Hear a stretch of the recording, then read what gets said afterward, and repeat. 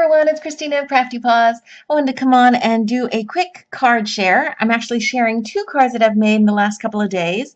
This first one is a holiday card that's inspired by that Charlie Brown movie, All I Want for Christmas is a Dog. And I used a stamp that's actually not a Christmas stamp. I used this Man's Best Friend stamp, this image right here, and I just masked off this little dog dish, and I altered it so that it would look like the little doghouse was all decorated up for Christmas.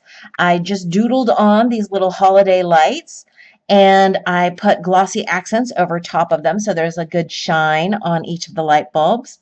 I also added a little Santa hat on the puppy, and that is from the Lawn Fawn Bah Humbug stamp set. I used that little hat there, and I colored that up and fussy cut that out, and then used some liquid applique, which is this wonderful stuff that I put on where the fuzzy parts of the hat should go, and I put my heat tool to it, and it makes it all puffy and fluffy looking. I love that for holiday cards. And then for this little banner, this little tag, I just hand cut that out. And all of these papers, by the way, are all from my scrap box. So I actually don't know what paper collection they came from, but they've been in my scrap box for a long time. And I followed a MFT color challenge and sketch challenge for this card design. And I stamped out this Happy Holidays, which is from this Lawn Fawn Happy Holidays stamp set. I also use this little bone with the bow around it for these decorative little pieces. And the bow here is actually, yes, it's from the Bah Humbug stamp set. So this was a card that I made with 3 different stamp sets, and I really like how it came out. You know, anything doggy really has me won over to begin with. And I really thought that this dog in front of his little house reminded me of Snoopy. And for this card, I was so excited that this is like the first time I've ever really liked my ink blending. But let me share with you guys the stamp sets I used. I used this penny black stamp set that I had bought from a D-stash, and this was the first time I got to ink her up. It's this little cutie right here, and obviously she could be like feeding birds, or she could be like catching snowflakes or something, but I decided I wanted to have her holding a little potted Christmas tree because I was inspired by that song, Oh Christmas Tree, Oh Christmas Tree. And so that potted Christmas tree is actually from this Katie Sue Designs The Door stamp that I had picked up on clearance for $1 a while back, thanks to Myra, Crafty Rats, and an enabler alert that she put out on her YouTube channel. And I stamped out this little tree and the little pot. And the tree I actually stamped out with plain green ink that I've had in my stash forever. I don't know where I got this from. And then I used a Tim Holtz Distress marker with pine needles, that color, on some of the branches, and I re-stamped it.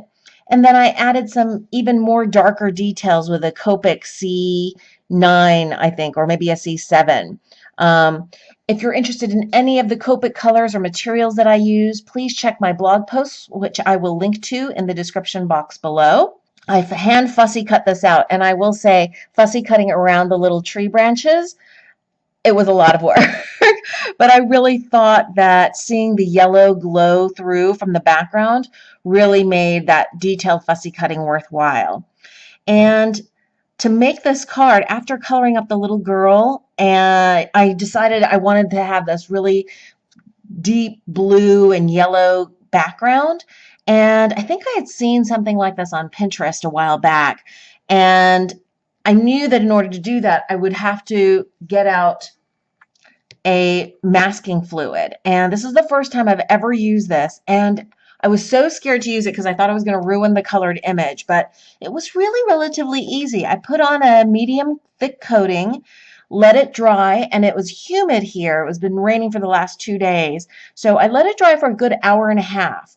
And I will say you cannot rush that. You can't put a heat tool to it because then it could get really sticky and ruin the image underneath.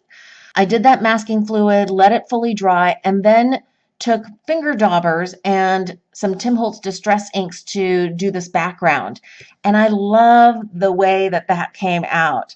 And then for the bottom here, I hadn't masked off the ground well enough. So I ended up using the Lawn Fawn Stitched Hillside die and then using an X-Acto blade to cut around her little boots so that she would look like she was walking along a little snowbank. And then for the outside stitch rectangle, I used one of my favorite card making dies. This is the MFT Blueprints 15, and they have a large rectangle. And this was gifted to me by my dear friend Dorothy Jewell. So thank you again, Dorothy. I love this die set. And it just makes a really nice, clean cut scene cutout. And it leaves a tiny little border on an A2 size card. That's 5.5 by 4.25. And just for some decorative touches, I added some gold stickles. This is champagne for little baubles on the Christmas tree. And then I had a little tiny star confetti. So I stacked two of them together and glued those on with some glossy accents. And then for coloring, I just used my Copic markers to color this image up.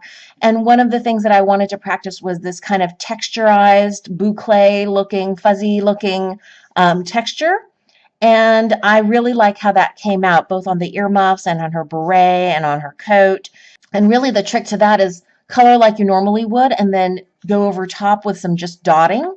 And to get the highlights in, that secret is using a 0 blending marker, and that bleaches out the color for those highlight dots. And that's it. I had so much fun making these cards. If you have any questions, please leave them in the comments below, and I will be sure to answer you as soon as I can. Thanks for watching, everybody. I hope you guys are having a wonderful crafty day.